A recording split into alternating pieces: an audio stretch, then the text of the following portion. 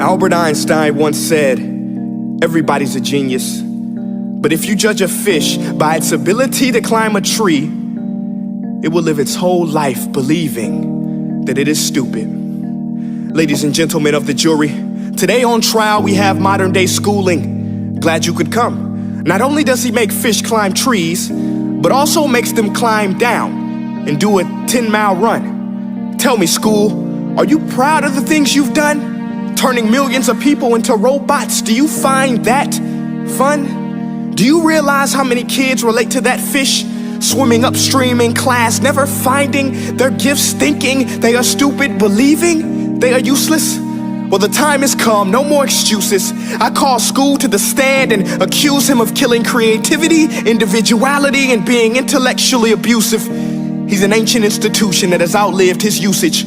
So, Your Honor, this concludes my opening statement, and if I may present the evidence of my case, I will prove it. Proceed. Exhibit A. Here's a modern day phone. Recognize it? Here's a phone from 150 years ago. Big difference, right? Stay with me. Here's a car from today, and here's a car from 150 years ago. Big difference, right? Well, get this. Here's a classroom of today, and here's a class we used 150 years ago. Now ain't that a shame? In literally more than a century, nothing has changed. Yet you claim to prepare students for the future? But with evidence like that, I must ask, do you prepare students for the future or the past? I did a background check on you and let the record show that you were made to train people to work in factories, which explains why you put students in straight rows, nice and neat, tell them sit still, raise your hand if you want to speak, give them a short break to eat, and for 8 hours a day, tell them what to think. Oh, and make them compete to get an A letter which determines product quality, hence grade A of meat.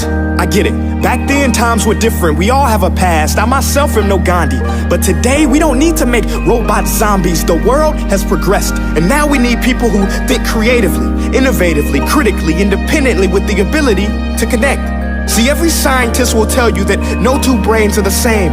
And every parent with 2 or more children will confirm that claim.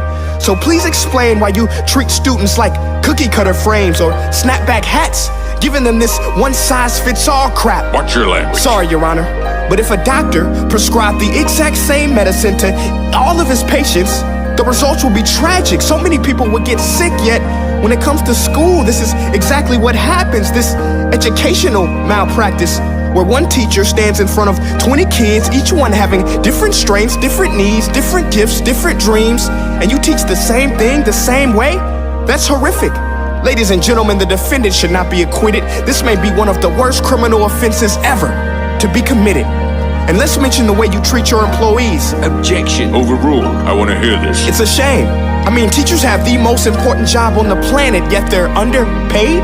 No wonder so many students are short-changed. Let's be honest, teachers should earn just as much as doctors, because a doctor can do heart surgery and save the life of a kid, but a great teacher can reach the heart of that kid and allow him to truly live.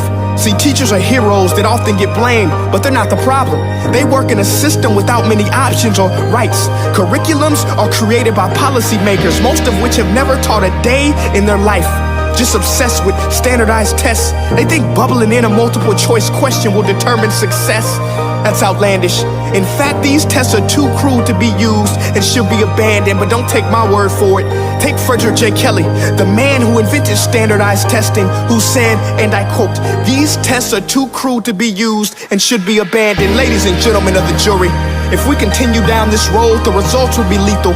I don't have much faith in school, but I do have faith in people. And if we can customize healthcare, cars, and Facebook pages, then it is our duty to do the same for education, to upgrade it, change it, do away with school spirit, because that's useless. Unless we're working to bring the spirit out of each and every student, that should be our task.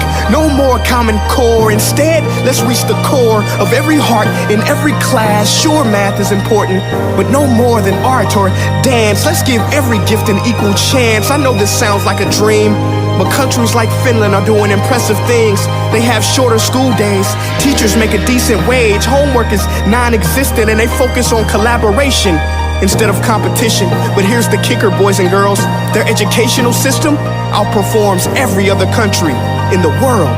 Other places like Singapore are succeeding rapidly. Schools like Montessori, programs like Khan Academy. There is no single solution, but let's get moving. Because while students may be 20% of our population, they are 100% of our future. So let's attend to their dreams, and there's no telling what we can achieve. This is a world in which I believe, a world where fish are no longer forced to climb trees. I'll rest my case.